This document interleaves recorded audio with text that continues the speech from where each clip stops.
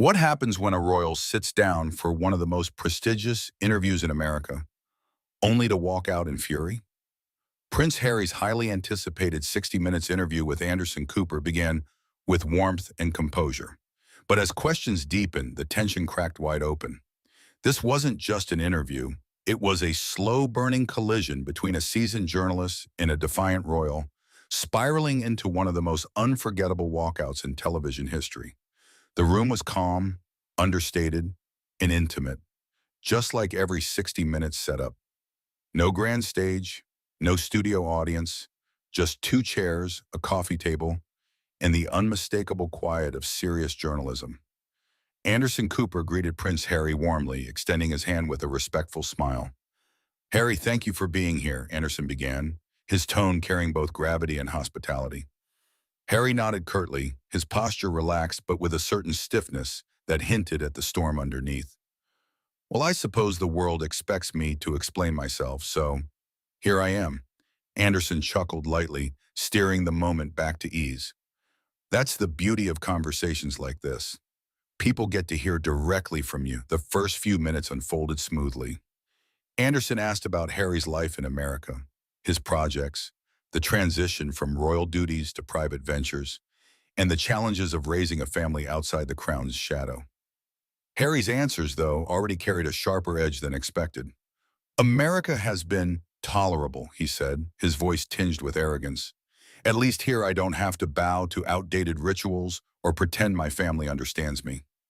It's liberating to finally live in a place where people treat me as special, not just a spare part of a system." Anderson adjusted in his chair, unfazed. He had interviewed presidents, generals, and celebrities under fire. Ego and pride were no strangers to him. He leaned forward slightly. "But isn't there also comfort in tradition? A sense of stability, perhaps?" Harry smirked. "Comfort for whom? For the ones sitting on golden thrones. Tradition is just a cage with better wallpaper. My family clings to it because it hides the cracks." The tension in the room shifted ever so slightly. Anderson noticed the sudden flash of defiance in Harry's eyes, but his own tone stayed calm, steady. "That's an interesting way of putting it. And yet, millions still admire the monarchy, seeing it as a symbol of unity and resilience. What do you say to them?" Harry's reply came swift, dismissive. "I say they're infatuated with a fairy tale. They don't see the machinery behind it, the manipulation, the silencing, the control. They celebrate the crown, but they don't care who bleeds for it." Anderson gave a small pause, his journalist instincts sharp. He recognized the early signs of escalation, but part of his role was to let the truth unravel, even if it grew uncomfortable. He shifted gently to a different angle. "Let's talk about family," he said softly. "You've spoken about Meghan and your children with deep emotion before. How is life as a husband and father away from the institution?" Harry's jaw tightened, though he smiled faintly. "Life as a husband and father is exactly as it should be, mine. And frankly, the press has no right to dissect it, nor does the monarchy. I protect what's mine. That's more than they ever did for me." Anderson nodded but didn't let the arrogance slide. "But when you speak publicly, whether in interviews, documentaries, or your book, you open the door for questions. Do you feel there's a contradiction between demanding privacy while also sharing intimate details on your own terms?" Harry's eyes flickered with irritation. "That's a tired argument.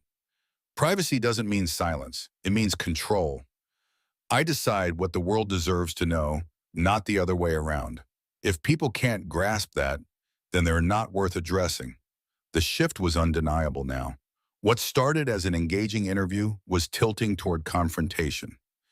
Anderson, however, remained composed, even offering a half smile. "That's certainly one way of putting it. Some might say that sounds selective." Harry leaned back in his chair, crossing his arms. "Selective? No, it's called freedom. Something you, as an American, should understand better than most." The words hung in the air like a challenge. The warmth of the opening had evaporated, replaced by an icy tension that made even the quietest creaks of the set sound loud.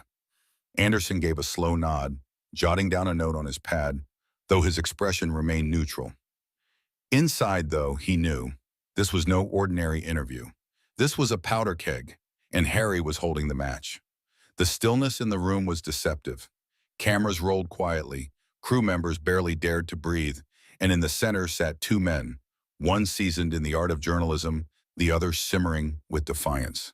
The tension was now visible, like heat rising from asphalt. Anderson Cooper leaned forward slightly, his tone still measured, calm, but his questions sharpened just enough to pierce through Harry's polished armor. "You've spoken about your struggles with the institution," Anderson began, "but I want to ask about something deeper. Your mother, Princess Diana, became a global symbol not only because of her role, but because of the way she connected with people. Do you feel that you carry her legacy?" For a moment, Harry's lips pressed together in a thin line. The question touched a raw nerve, and his response came fast, clipped. "Legacy is a word the media loves. You put my mother on pedestals, you tore her down, and then you expect me to carry that weight as though it's a crown I should be grateful for. I am not my mother's replacement, and I won't let anyone use her name to measure me." Anderson nodded slowly, keeping his composure. "Fair point. But many see you as continuing her spirit of independence, of challenging tradition. Isn't that something you embrace?" Harry scoffed, leaning back in his chair with folded arms. "You all want to turn me into a symbol because it makes for better headlines. I'm not here to be a candle in the wind for anyone's nostalgia. My mother's memory belongs to me, to my family, not to the public, and not to journalists trying to spin a story." The words were sharp, almost accusatory. Anderson absorbed them without flinching, his decades of experience carrying him through. "All right," Anderson said softly, "then let's pivot. Megan, the two of you have spoken at length about the difficulties you've faced. Some critics argue that your marriage pulled you further from your family. How do you respond to that?" Harry's eyes flashed with irritation. "Critics? You mean the same people who have never met her, who write columns from behind desks, pretending they understand what marriage means? Megan saved me from a suffocating institution. She didn't pull me away. She freed me. Anyone who can't see that is blind." Anderson kept his voice even, though Harry's hostility was now undeniable. "But when you describe her as saving you, doesn't that imply that without her, you'd still be trapped? Doesn't that give her an almost singular power over your decisions?" Harry smirked, shaking his head. "Singular power? Number, it's called partnership. Something most journalists like you can't comprehend because you're too busy dissecting other people's relationships instead of living your own." The sting was direct, but Anderson maintained his professional mask, refusing to bite back. Instead, he scribbled another note and pivoted again. "You've also been open about raising your children in America. How is fatherhood different here than it might have been back in the UK?" Harry exhaled sharply, as though the question itself bored him. "It's simple. Here, my children get to be normal. They're not props for photographers. They're not pawns in some royal chess game. And unlike back home, they have a father who protects them." Anderson tilted his head. "So you don't believe your family would have protected them?" Harry's tone was almost mocking. "Protected them? The monarchy doesn't even protect its own heirs, let alone the so-called spare's children. My children would have been sacrifices on the altar of tradition. That's not family, that's exploitation." Anderson gave a small sigh, his patience tested but still intact. "Some might argue that by stepping into documentaries, books, and interviews like this one, you're also putting them in the spotlight, just under your own terms. How do you reconcile that?" Harry leaned forward now, his voice growing harder. "I don't need to reconcile anything. I decide what's best for my family. The media doesn't. The Crown doesn't. And certainly not people like you." The room chilled instantly. Anderson's jaw flexed, but his tone stayed calm. "It seems every question about accountability, Harry, you redirect back to control. Do you think there's room for balance?" Harry's smirk widened, almost smug. "Balance is a myth. You either control your story or it controls you. I refuse to be a victim of narrative anymore. That's something you'll never understand because your entire career depends on poking at other people's lives." For the first time, Anderson's brow furrowed, the faintest sign of irritation flickering across his otherwise steady demeanor. He let the silence stretch, watching Harry revel in it. Finally, he spoke, his tone deliberate. Let's look ahead then. What do you see for yourself in the future? What does life look like for Prince Harry 10 years from now? Harry chuckled under his breath, but it wasn't warm, it was condescending. The future? The future is mine, not something I need to lay out like a press release for public consumption. I'll do what I want, when I want, and people can either accept that or choke on their expectations. Anderson tapped his pen against his note. Once, twice, slowly. The calm mask was still there, but the weight behind his eyes betrayed the storm building. He shifted slightly in his chair, exhaled, and leaned back. Interesting, Martin, he said quietly, almost to himself. Then he looked back at Harry. You know, Harry, I've interviewed people at their highest and lowest points. Presidents under scandal, soldiers returning from war, families broken by tragedy. They all shared one thing: humility. Do you think there's a risk that yours has been lost along the way? Harry stiffened, the smugness momentarily slipping into a scowl. Humility? Don't lecture me about humility. I've lived through things you couldn't survive. If I come across as unapologetic, it's because I've earned the right to be. Humility is for those still begging for approval. I don't need anyone's. The words echoed heavier than anything before. The air in the room thickened, the kind of silence that felt suffocating. Anderson gave a slow nod, his voice still calm but edged now with steel. That's one way of seeing it. The cameras kept rolling, but everyone in the room felt the same thing. This interview was teetering on the edge of collapse, and the fall was coming fast. The quiet of the set had turned heavy, almost oppressive. The crew, trained to remain invisible, now felt trapped in the tension building between the two men. Every exchange chipped away at the polished surface of civility, leaving cracks wide enough for the audience at home to feel through their screens. Anderson Cooper adjusted slightly in his chair, his pen resting motionless against the notepad. His voice remained steady, but there was a hint of weariness creeping in. Harry, he said carefully, you've spoken about control, about carving your own path, but critics have pointed out that many of your public appearances, your book, the Netflix series, interviews like this one, still revolve around the monarchy. How do you respond to people who say you're trying to escape an institution while never really letting it go? Harry gave a sharp laugh, short and biting. Critics, always critics. They cling to their illusions, desperate to keep the crown polished. Let me be clear. I talk about it because it shaped me, because it scarred me. The monarchy isn't something you just walk away from. It's stamped into your skin. If I choose to expose its flaws, that's my right. If people can't handle the truth, that's their problem. Anderson raised an eyebrow, his calm expression unbroken. But you've also profited from those flaws. Do you see the contradiction there?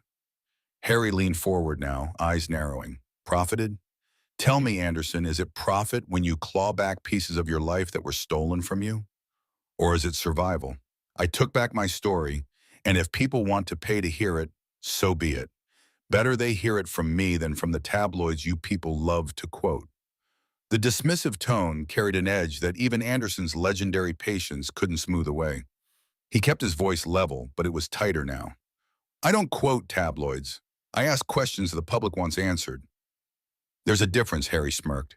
Semantics. At the end of the day, you're still digging, still feeding the public appetite for drama.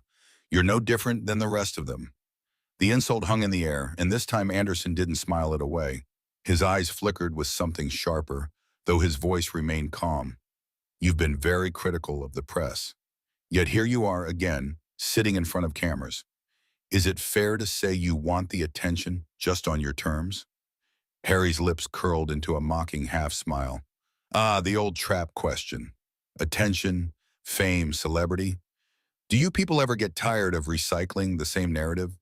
I'm not here because I want your attention. I'm here because you begged for mine. Let's not pretend otherwise. The arrogance in his tone sent a ripple through the room. A producer in the back shifted uncomfortably. Even the faint hum of the lights seemed to grow louder. Anderson sat still, absorbing the jab, his composure intact but visibly fraying. All right, Anderson said softly. Let's shift gears again. You've mentioned often how much your mother meant to you. She fought for her independence, for her voice, sometimes against the same institution you criticize. Do you think she would be proud of the way you've handled things? Harry's jaw tightened. His eyes flashed with something between anger and pain. Don't you dare sit there and use my mother as a prop in your little broadcast. You never knew her. You never knew what she endured, and you have no right to speculate about what she would or wouldn't think. Anderson let the words settle, his expression unchanging, but his patience was thinning to a thread. I wasn't speculating. I was asking your perspective. There's a difference, Harry. Harry leaned back, his voice rising slightly, arrogance dripping from every word. Perspective? My perspective doesn't need your validation. It doesn't need anyone's. If you think you can corner me into some sentimental soundbite, you're wasting your time. Anderson's pen tapped once against the notepad, then fell still. He exhaled slowly, visibly steadying himself. Very well. Let's talk about Meghan. Many admire her, others criticize her. How has her role shaped the man you are today? Harry laughed, but there was no humor in it, only disdain. Here we go.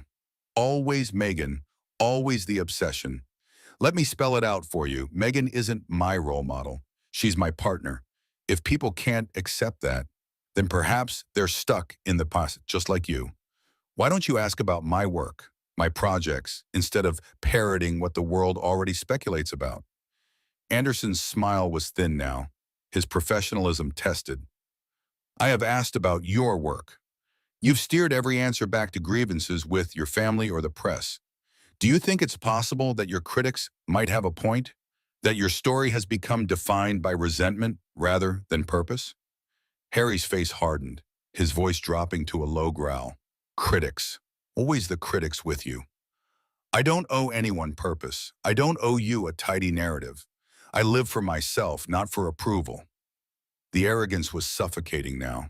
Anderson leaned forward, his tone still calm but edged with steel. And yet, you sit here on one of the most watched programs in America demanding to be heard. That, Harry, is a contradiction worth noting. Harry's response was venomous. Spare me the lecture, Anderson. You thrive on contradictions. Without people like me, you'd have nothing to fill your precious airtime. Remember that before you try to moralize, the silence that followed was heavy, almost unbearable.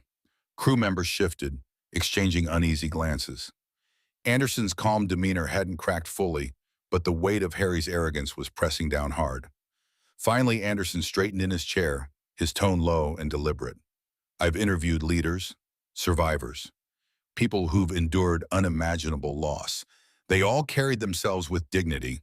What I'm seeing here, Harry, is something else entirely.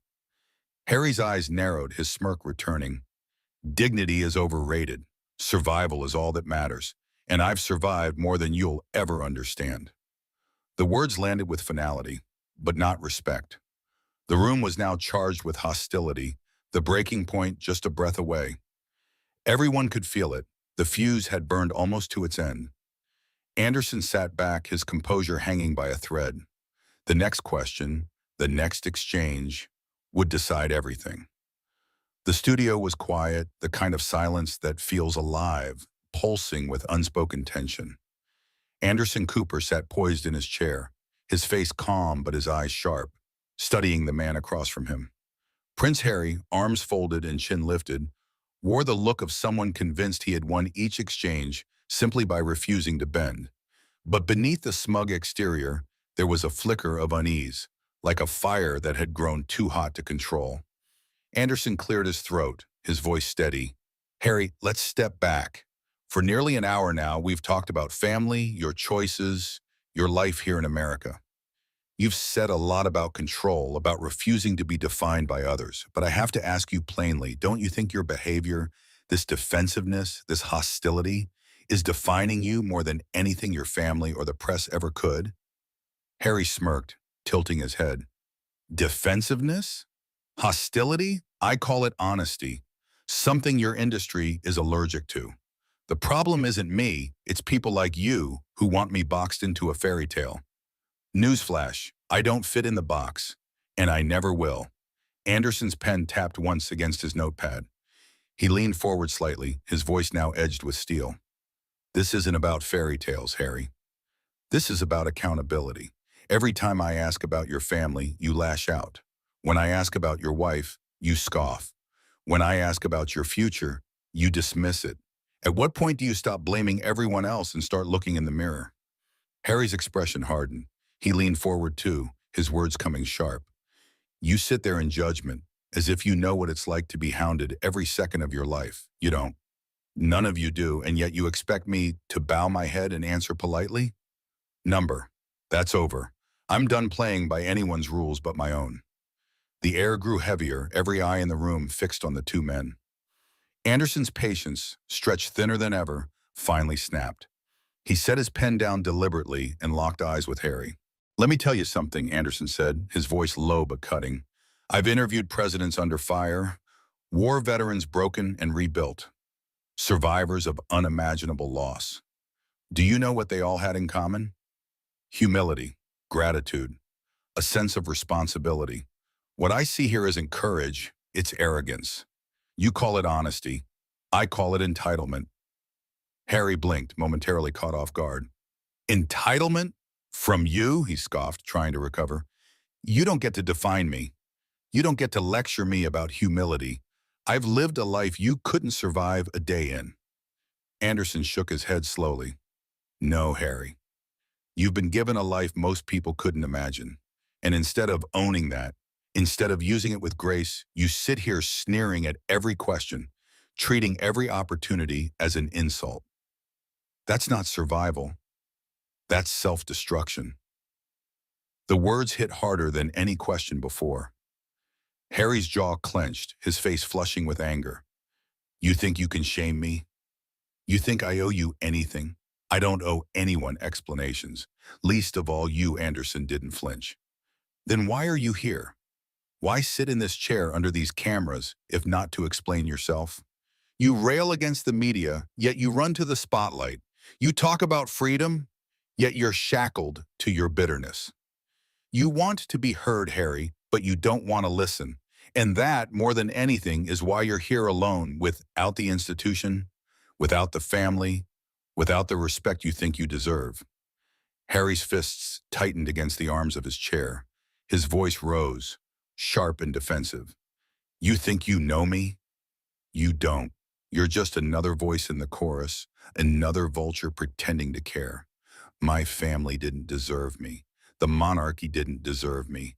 And maybe the world doesn't either. But I'll still live my truth, whether you like it or not. Anderson leaned back, his expression finally hardening.